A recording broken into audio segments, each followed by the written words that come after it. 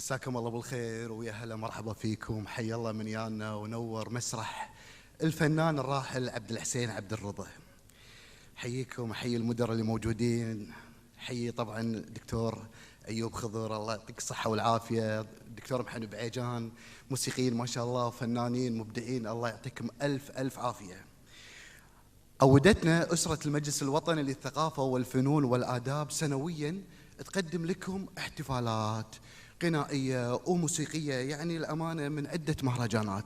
اليوم في مهرجان صيفي ثقافي بدورته ال15، أكيد راح يكون في موسيقيين، في مبدعين، في فنانين. يمكن آي تاتش معروف على مستوى الوطن العربي اليوم، بالإضافة إلى تركيا الحبيبة. ودنا نمسي بشوية غزل، ايش رايكم؟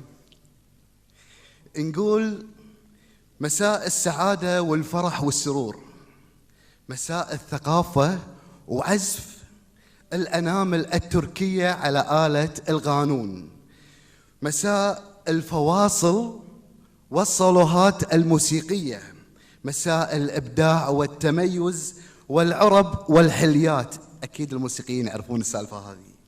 مساء التنقلات ما بين المقامات. أمسيتنا الليلة انطلقت نجاحاتها من بورصة التركية، ولمع رونقها في اسطنبول الراقية، وتناثرت نغماتها إلى الموسيقى العالمية، واحتضنتها اليوم كويتنا الغالية. طبعا بالتأكيد تقدمها الفرقة الموسيقية فرقة آي تاتش دوغان.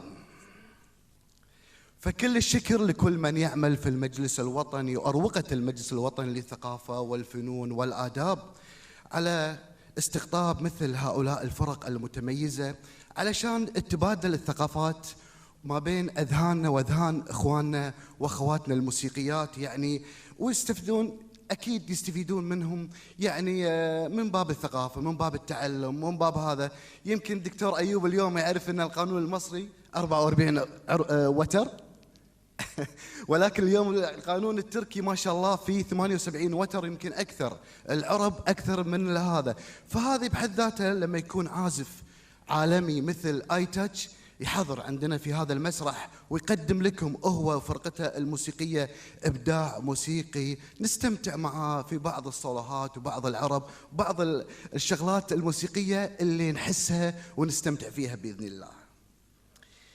طبعا قبل لا أختم بقول شكرا من القلب لكل من يعمل في المجلس الوطني وكل من يعمل في هذا المسرح اليوم من أبناء وبنات المجلس الوطني على هذا التنظيم الرائع. وإن شاء الله أن ما حد فيكم تضايق وكلكم قاعدين ومستانسين، وبالتأكيد راح تنتظرون الإبداع والتميز والموسيقى التركية مع آي تاتش دوغان.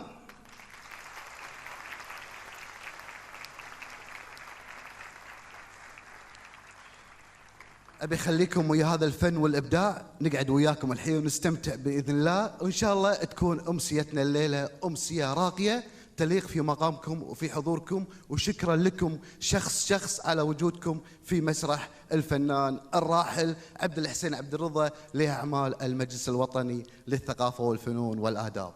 مع السلامة.